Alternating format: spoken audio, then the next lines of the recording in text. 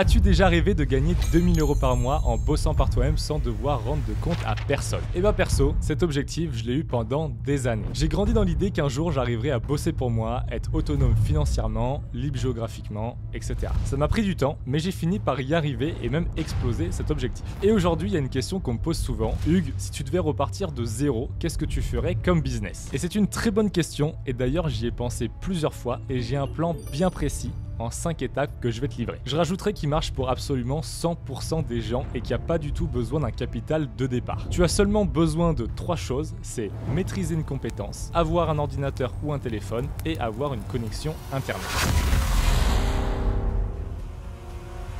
Avant de rentrer dans le vif du sujet, je vais d'abord exposer mon point de vue. Il existe en effet des millions de business potentiels, il y en a en pagaille, mais la majorité vont pas convenir quand on part de zéro. Puisque quand on démarre, on n'a pas forcément d'argent, on n'a pas de réseau, on n'a pas de compétences, on n'a pas de levier, etc. Donc déjà, j'oublie l'immobilier, l'achat-revente, monter une start-up, lever des fonds, faire un truc beaucoup trop compliqué pour moi. Je vais aller droit au but et me focaliser sur une chose, gagner de l'argent rapidement avec des gros paniers par client. Et pour commencer, je trouve qu'il n'y a rien de mieux que le business model d'une agence. Tu vas faire un service et on va te payer pour ce service qui est rendu. Tu n'as pas de charge en amont, c'est que de la prestation et donc forcément tu augmentes ta marge. Alors oui, sur le long terme, il est vrai que le business d'agence c'est pas forcément le mieux et le plus automatisable. Mais on n'en est pas là, on saute pas les étapes. Nous ce qu'on a, c'est qu'on part de zéro, on a envie de travailler, on veut bosser, on veut gagner 2000 € par mois et surtout s'auto-financer. Et finalement la suite, on verra plus tard. Et sur un modèle d'agence, pour faire 2000 € par mois, finalement tu n'as besoin que de un client, peut-être deux, voire 3-4 maximum. Et quand on y pense bien, c'est largement jouable parce que trouver 1, 2, voire 3-4 clients, c'est assez simple. Et pour ça, j'ai un plan bien précis pour faire les choses en douceur, naturellement, où c'est les clients qui vont venir vers toi et qui seront même contents de te payer. Mais commençons par l'étape indispensable, car si elle n'est pas remplie, tout le reste ne sert à rien. Premièrement, il faut trouver sa compétence clé. Car tu l'as bien compris, avant de vouloir vendre quoi que ce soit, il faut déjà apporter de la valeur aux autres. Personne va s'amuser à payer quelque chose dont il n'a pas besoin ou qui n'a pas de valeur à ses yeux. Et là, c'est le moment où je t'annonce que si tu veux gagner de l'argent, il va falloir que tu développes une compétence où tu vas être meilleur que 90% des gens. Mais ne pars pas en courant, ça va se faire facilement et je t'explique 2-3 trucs. Tu as sans doute déjà entendu parler de la théorie des 10 000 heures pour devenir un expert dans son sujet et exceller. Cette théorie est née des travaux du psychologue suédois qui s'appelle Ericsson. Mais avant de devenir la référence dans ton domaine, des dizaines d'heures et des dizaines d'heures à bosser sur un sujet suffisent pour devenir déjà un expert qui est meilleur que 90% des gens. Ta première étape va donc être de trouver quelque chose que tu aimes faire afin de développer tes compétences et de te former. Ensuite, tu vas aller sur tout un tas de sites gratuits, par exemple edx.org, Udemy, Coursera, Classe Centrale, etc. Et grâce à ces sites-là, tu vas pouvoir monter en compétences sur ta thématique et contrairement à ce qu'on pense, ce sont des cours de très bonne qualité, même si certains sont gratuits. Tu aimes écrire, apprends le métier de copywriter. Tu aimes monter des vidéos, deviens monteur vidéo. Tu es à l'aise avec une caméra en main, deviens vidéo maker. T'aimes le code, deviens développeur. Bref, je vais pas te faire toute la liste, t'as compris, sur ce point-là, je te laisse découvrir qu'est-ce que t'aimes réellement faire et qu'est-ce que t'as envie de pouvoir vendre demain si tu devais travailler là-dedans toute la journée. Une fois ta zone de génie trouvée, on va partir sur le plan pour aller chercher les 2000 € par mois. Et à l'époque, dans mon cas, j'étais un spécialiste LinkedIn. J'avais vraiment poncé le réseau pendant des années et je savais écrire des posts virals. Aujourd'hui, c'est toujours une compétence qui est assez recherchée, mais à l'époque, c'était vraiment très rare et du coup, ça pouvait très bien se monétiser. Et donc, voici comment j'ai fait et mon plan d'action en 5 étapes. Premièrement, créer un podcast. Créer un podcast, c'est vraiment un hack en 2 temps. Et je t'arrête tout de suite, t'as pas besoin que ton podcast explose pour que le plan marche. On va vraiment venir se servir du podcast comme un appât. Quand on part de zéro, le plus dur, c'est de se construire un réseau et de toucher des gens qu'on n'aurait jamais pu toucher autrement. Je te la fais simple.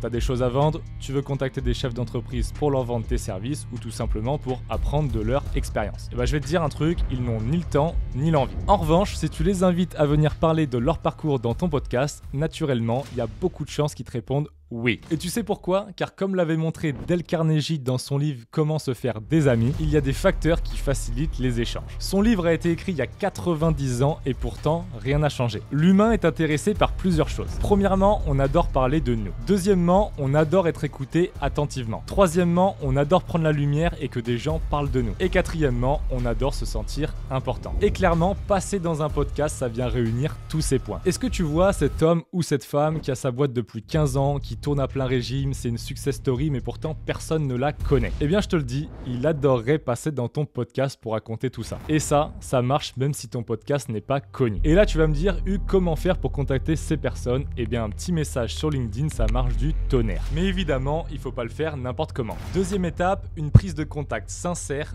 honnête et ciblée. Ne jurer que par l'argent, ça n'a jamais marché. L'argent, ça doit vraiment être une conséquence d'un travail qui est bien fait et d'une passion pour ce que tu fais au quotidien. Sinon, très peu de chances que ça marche. Alors je commencerai par faire un podcast dans une thématique qui me passionne et j'irai interviewer des gens qui m'inspirent et qui me donnent envie de connaître leur parcours plus en détail. Néanmoins, je vais venir cibler ces personnes, je vais pas le faire au hasard. Et c'est vraiment à ce moment-là que l'optique business va rentrer en compte. Je vais essayer de venir sélectionner des personnes qui pourraient être plus ou moins intéressées par les types de services que j'ai à proposer ensuite. Mais ça va vraiment venir dans la toute dernière étape et avant ça, on a du pain sur la planche, notamment d'animer nos réseaux. Troisième étape, mettre un pied dans la création de contenu. Tu viens maintenant d'enregistrer ton podcast avec la personne que tu avais ciblée. Tu as maintenant le devoir de la diffuser sur les plateformes d'écoute. Mais plutôt que de faire uniquement cela, on va vraiment penser bien plus large. Premièrement, pour joindre l'utile à l'agréable, je vais commencer par enregistrer aussi le podcast en vidéo. Et comme ça, à la fin, je peux le diffuser en version longue, en vidéo, sur YouTube. Après, je vais en profiter pour découper les meilleurs moments du podcast en format court que je vais diffuser sur toutes les plateformes qui l'acceptent. Mais on va pas s'arrêter là parce que comme chaque épisode doit être inspirant et où tu t'es régalé, tu dois pouvoir venir le condenser dans un format qui est écrit. Et donc là, tu vas venir résumer ton épisode et le teaser dans un post LinkedIn et écrire un article de blog ou une newsletter que tu vas diffuser à ta communauté naissante. Et ainsi, tu vas donner de la viralité à ton contenu. Et ton effort pour venir créer un format long, tu vas pouvoir en fait finalement le découper en 5-6 autres formats, ce qui va te faire accélérer. Et plus tu vas avancer dans le temps, plus la puissance de ton podcast va être énorme. Et plus ton podcast sera important, plus tu pourras aller contacter des personnalités qui sont plus dures à joindre.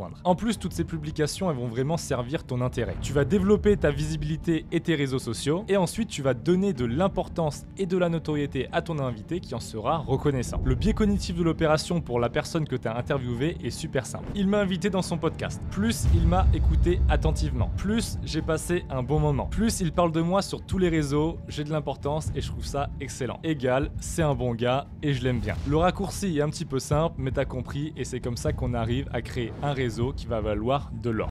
Étape, créer un réseau composé de tes clients de rêve. Plus tu vas avancer dans les épisodes, plus ton réseau va s'élargir. Ton carnet d'adresses, de numéros et de mails va grossir et en plus il sera de plus en plus qualitatif et qualifié. Car oui, si tu viens interviewer uniquement des dirigeants d'entreprise, tu pourras les faire se connecter entre eux, faire de l'apport d'affaires, etc. Tout ça c'est vraiment la cerise sur le gâteau, mais c'est super agréable. Mais ton réseau va surtout te permettre de pouvoir demander des mises en relation avec des personnes que tu n'arrivais pas à joindre jusqu'à présent. Et ainsi de suite, tu vas finir par arriver à toucher n'importe qui. Et ça, toujours pareil, même si ton podcast n'a toujours pas explosé. Et maintenant que tu as ce processus bien en tête, on va passer à la dernière phase, celle de la monétisation. Cinquième étape, vendre ses services sans forcer. Bon, maintenant je vais t'expliquer cette étape en étant bien plus franc. Je vais pas te faire de dessin, tu vas vite comprendre. Tu viens de passer une heure hyper agréable à interviewer une personne qui peut être ton potentiel prospect parce que tu l'avais ciblé en amont. Sans le podcast, tu n'aurais jamais pu le contacter pour lui présenter ton offre parce que tout simplement il n'avait pas le temps et pas envie de t'écouter. On est toute la journée démarché et clairement si on n'a pas un point de contact, on n'a pas la confiance ou alors on n'a pas la réputation de la personne en face, on n'a pas envie de l'écouter, on n'a pas envie de perdre de temps. Mais là, c'est pas ton cas. Maintenant que l'épisode est fini, tu as en face de toi quelqu'un qui est détendu,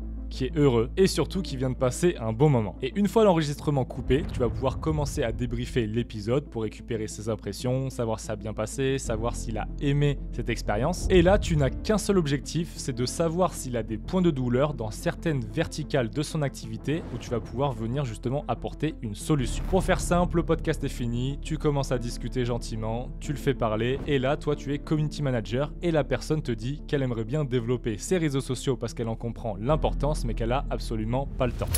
Bim, ça c'est une opportunité pour toi. Par exemple, de mon côté, à l'époque, j'essayais de savoir si les gens avaient envie de développer leur influence sur LinkedIn, s'ils comprenaient l'impact du réseau, s'ils avaient envie de développer leur notoriété, s'ils avaient envie aussi de commencer à capter des potentiels prospects et clients via l'intermédiaire du réseau. Et si une porte s'en trouve, on la pousse. Et sinon, je suis plutôt de ceux qui pensent qu'il vaut mieux laisser passer l'opportunité et pas forcer les choses. Souviens-toi, on est vraiment là pour créer du lien, on est vraiment là pour créer un podcast, le diffuser et ça ne doit pas être un outil qui nous sert uniquement à faire du business. L'objectif, c'est quand même pas de finir par passer pour quelqu'un qui se sert du podcast pour faire du démarchage. Et si tu t'aperçois en posant tes questions que la personne n'a pas de point de douleur dans tes zones de génie, ça sert à rien de forcer et lui de présenter tes services. Mais en revanche, si la personne te pose des questions durant l'échange, tu peux gentiment lui glisser ce que tu fais, quelle est ton activité, ce que tu proposes. Et tu seras surpris de voir à quel point les gens ont bonne mémoire et que plusieurs mois après, quand ils vont avoir le besoin dans leur vie quotidienne de ce service, ils pourront revenir te contacter parce qu'ils ont passé un bon moment avec toi, qu'ils ont eu un bon feeling et qu'ils voudront te confier cette mission. Mais nous, on va vraiment venir se focaliser sur ceux qui nous disent qu'ils ont des problèmes dans des zones où forcément on a des compétences et on peut leur apporter la solution. À ce moment-là, tout en douceur, on va vraiment se permettre de leur proposer une solution à leurs problèmes. Et la solution en question, c'est toi, c'est nous. Thierry, je l'ai interviewé, il vient de me dire qu'il avait une super boîte, 50 employés, que ça marche du tonnerre et qu'aujourd'hui, il a un peu les boules parce qu'il voit plein de concurrents qui se développent sur LinkedIn, qui prennent un petit peu toute la lumière et il aimerait bien faire pareil. Et ben écoute Thierry, personnellement, c'était pas l'objectif de cette première rencontre et de ce podcast, mais il s'avère que moi, j'ai une agence spécialisée sur LinkedIn, on s'occupe de la gestion des CEO et de les développer sur le réseau social, on est vraiment spécialisé là-dessus et si ça t'intéresse, on peut t'accompagner. J'ai l'habitude de créer du contenu pour beaucoup de dirigeants, je gère leur compte et je publie à leur place et ils ont absolument rien à faire. Ce que je viens de te dire, ça aurait été mon discours et d'ailleurs c'était mon discours à l'époque. Et à ce moment-là, t'as une personne en face de toi qui est bien plus à l'écoute, qui a confiance en toi parce que tu viens de passer un bon moment et ça fait 1 heure que t'es avec elle. Et en plus de ça, normalement tu lui parais sympathique. Évidemment à ce moment-là, t'as encore rien signé mais tu viens de lui apporter une vraie solution à son problème. Et maintenant il y a 2 options qui s'offrent à toi. Premièrement, tu viens décliner ton accompagnement et tes tarifs. Ou deuxièmement, tu vas proposer ton accompagnement en travaillant gratuitement sur une période de test. Évidemment, l'avantage de la seconde proposition, c'est que tu n'auras quasiment aucun refus. Et ça, c'est vraiment génial pour se faire la main, monter en compétences, se prouver aussi à soi-même qu'on est capable de délivrer le service qu'on propose et surtout signer ses premiers clients. Tu es bon, tu vas faire un bon boulot et tu vas vite te rendre indispensable pour cette personne. Et à la fin du test, par exemple 2 semaines ou 1 mois, ton prospect va donc devoir faire un choix, soit te payer, soit se séparer de toi et de tes services. Et t'imagines bien que si tu apportes une vraie valeur ajoutée à une entreprise, elle a aucun mal à sortir le chéquier pour continuer avec toi. Et plus tu avanceras, plus tu auras de clients, moins tu auras besoin de proposer cette période de test gratuit. Ainsi, au fil des épisodes, des rencontres, de l'élargissement de ton réseau, de l'accroissement de ta visibilité, tu vas pouvoir envoyer des propositions d'accompagnement aux gens tout en tissant de super relations. Et crois-moi que dans cette optique, 2000 €, ça se fait très rapidement. En tant que particulier, 2000 €, évidemment, on a l'impression que c'est un montant énorme. Mais dans le monde des entreprises et surtout de la prestation, le moindre accompagnement coûte 500-600 €. Et là, c'est vraiment des prix très bas. Et en partant du bas, il te faudra 3-4 clients maximum pour atteindre tes 2000 €. Et pour avoir pratiqué personnellement cette méthode pendant plusieurs années, et ben franchement, c'est très cool. Quand tu viens enlever cette phase de prospection qui est quand même assez chiante, le devoir de créer du lien, de gagner en confiance, et ben la vie, elle est quand même vachement plus simple. C'est exactement le modèle que j'avais appliqué il y a quelques années et ça m'a permis de créer la première agence de communication spécialisée sur LinkedIn en France que j'ai maintenant revendue. On est monté à plus de 10 collaborateurs et pourtant j'ai commencé à vendre des accompagnements à 400 € par mois alors qu'on a fini par vendre des accompagnements à 4000 € par mois quelques années plus tard. Avec le temps, ton expertise, ta crédibilité et tes process vont s'améliorer et forcément ton prix va augmenter. Plus tu auras de demandes de prospects pour bosser avec toi, plus ton temps sera limité. Et plus ton temps est limité, plus tu augmenteras tes tarifs pour garder les meilleurs clients. Et si demain je devais tout perdre et que je devais recommencer de zéro, c'est exactement cette procédure que j'emploierais pour remonter à 2000 € par mois. Car comme tu l'as vu, j'ai ni besoin d'argent pour commencer, ni de réseau, ni d'un diplôme payant ou d'une grande école. Je peux absolument tout faire avec un ordinateur et une connexion internet. Alors je suis pas en train de te dire qu'avec cette méthode tu vas y arriver en 1 mois, mais en tout cas tu y arriveras à coup sûr. Et en plus de ça, ça va te permettre de construire une communauté sur les réseaux sociaux et ça